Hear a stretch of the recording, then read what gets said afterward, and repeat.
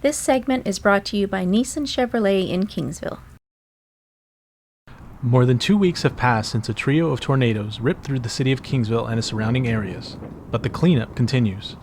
Thousands of tons of brush still line some streets in town, with city leaders stating it might not be fully collected until later this month. And after doing a more thorough assessment of brush, we've determined today that there's approximately 16,000 to 18,000 cubic yards of brush still remaining to be cleaned up.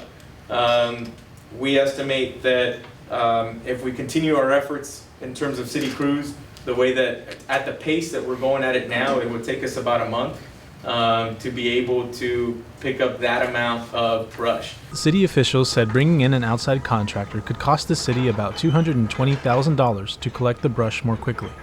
Because of that, they are using existing city workers and rented equipment to clean up and dispose of the brush, which is slower but more cost-effective.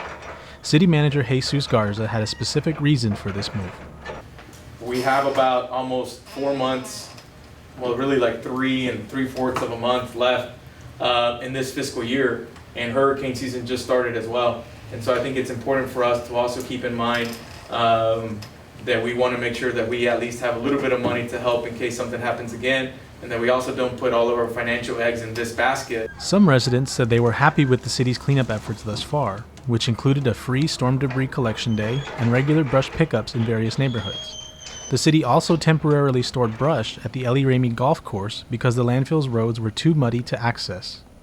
Honestly, I haven't really heard anyone complain about any kind of like trash pickup or brush pickup or anything before. And so I think it was just kind of, like I said, the particular circumstances. I think if it was a smaller storm, I think they could have got it done a lot quicker.